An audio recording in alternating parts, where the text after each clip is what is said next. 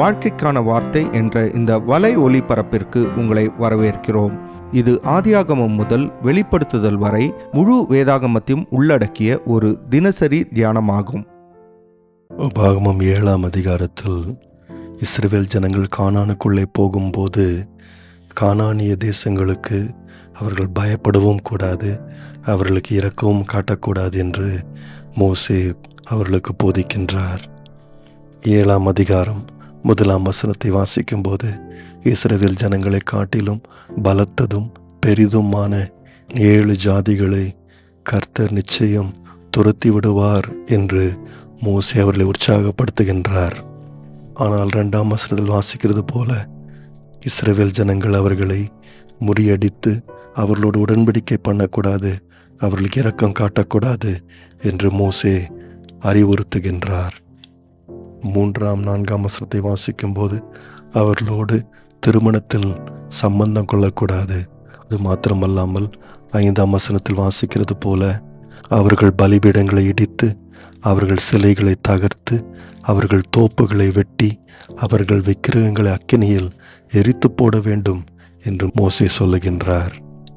நண்பர்களே, அன்றைக்கு இருந்த இஸ்ரவேல் ஜனங்களைப் போல இன்றைக்கு இருக்கும் விசுவாசிகளும் தேவனுக்கு விரோதமான வாழ்க்கை முறைகளை குறித்து கொஞ்சமும் இரக்கம் காட்டாமல் அதை தங்களுடைய வாழ்க்கையில் அங்கீகரிக்காமல் இருக்க வேண்டும். நிச்சயமாக அப்படிப்பட்ட தேவபக்தியற்ற வழிமுறைகளை பின்பற்றுகின்ற மக்களை தாங்கள் மாற்றப்படாதபடிக்கு விசுவாசிகள் கவனமாயிருக்கின்றார்கள். 2 கொரிந்தியர் 6ஆம் அதிகாரம் 14ஆம் வசனத்தில் பவுல் அப்போஸ்தலன் விக்கிரக ஆராதனை குறித்து கொரிந்து சபையாருக்கு பேசிக் கொண்டிருக்கும் போது அவிசுவாசிகளோடு நுகத்தில் பிணைக்கப்படக்கூடாது என்று போதிக்கின்றார். நீதிக்கும் அநீதிக்கும் நிச்சயமாக உறவில்லை என்று அவர்களை ஞாபகப்படுத்துகின்றார். பாருங்கள், உபாகமம் 7ஆம் அதிகாரம் 6ஆம் வசனத்தில் நாம் வாசிக்கும் போது இஸ்ரவேல் ஜனங்கள் விளக்கம் கொடுக்கின்றார்.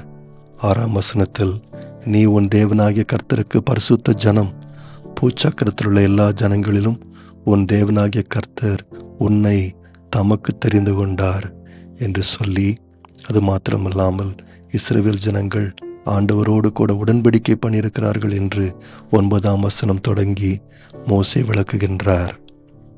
ஆண்டவரோடு உடன்படிக்கை பண்ணியிருப்பதினால் அந்த உடன்படிக்கையில் அவர்கள் உண்மையாய் இருந்தால் எண்ணி பார்க்க முடியாத ஆசீர்வாதங்களை அவர்கள் அனுபவிப்பார்கள் என்று சொல்லி, அதில் சில ஆசீர்வாதங்களை மோசே அங்கே அந்த உடன்படிக்கைக்கு உண்மையற்றவர்களாய் இருந்தால் நடைபெறும் துக்கமான பின்விளைவுகளையும் மோசே சுட்டி காண்பிக்கின்றார்.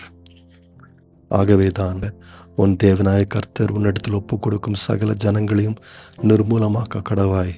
உன் கண் அவர்களுக்கு இறங்காதிருப்பதாக, அவர்கள் தேவர்களை நீ சேவியாமல் இருப்பாயாக, அது உனக்கு கண்ணியாயிருக்கும் என்று மோசே ஞாபகப்படுத்துகின்றார்.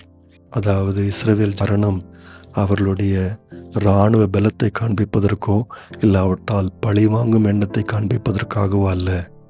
முக்கியமான காரணம் என்னவென்றால், இஸ்ரவேல் ஜனங்கள் கர்த்தருக்கு பரிசுத்தமாய் இருக்க அழைக்கப்பட்டிருக்கின்றார்கள். அவர்கள் ஒரு தெரிந்து கொள்ளப்பட்ட ஒரு சந்ததி. அது மாத்திரமல்லாமல் ஆண்டவரோடு உடன்படிக்கை பண்ணியிருக்கின்றார்கள்.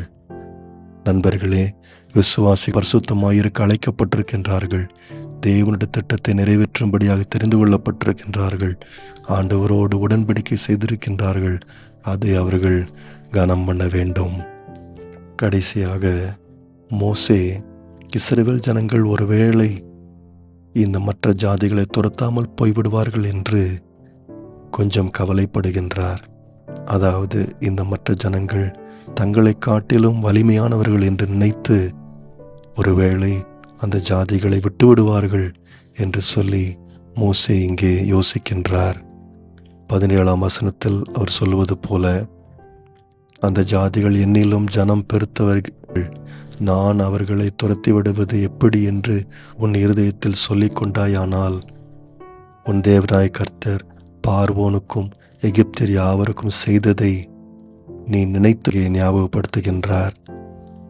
ஆண்டவர் பலத்த பெரிய ஜாதியாகிய எகிப்தையும் பார்வோனையும் முறியடித்ததை இஸ்ரவேல் ஜனங்கள் ஞாபகம் வைத்து அதே போன்று இந்த ஜாதிகளின் ஜனங்களையும் ஆண்டவர் துரத்தி விடுவார் என்று அவர்களை குறித்து பயப்படாமல் இருக்க வேண்டும் என்று மோசே அவர்களுக்கு அறிவுறுத்துகின்றார். 20ஆம் வசனத்தில் நாம் வாசிக்கிறது போல, ஒளித்து கொள்ளுகிறவர்களும் அழிந்து போகும் மட்டும் உன் தேவனாகிய கர்த்தர் அவர்களுக்குள்ளே குளவிகளை அனுப்புவார் ஏற்படுத்துகின்றார். நண்பர்களே, இன்றைக்கும் ஆண்டவர் தம்முடைய மக்கள் அவரை முழு மனதோடு நேசிக்க தடையாயிருக்கின்ற எல்லா சோதனைகளையும் தங்களை விட்டு முழுமையாய் நீக்க வேண்டும் என்று ஆண்டவர் விரும்புகின்றார். ஒரு விசுவாசி கிறிஸ்துவுக்குள் வளர வளர பாவத்தை முற்றிலும் வெறுக்கின்றார். எல்லா விதமான சோதனைகளிலிருந்தும் விலகி ஓடுகின்மல் சாத்தானையும் அவனுடைய தந்திரங்களையும் எதிர்க்கின்றார்.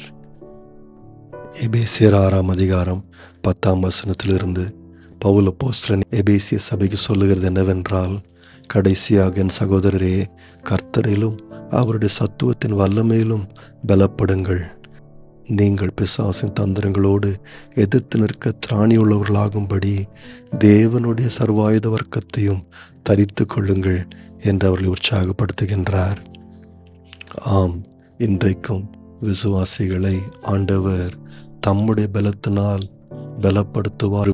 ஒரு விசுவாசி செய்ய வேண்டியது ஒரே ஒரு காரியம் மாத்திரமே.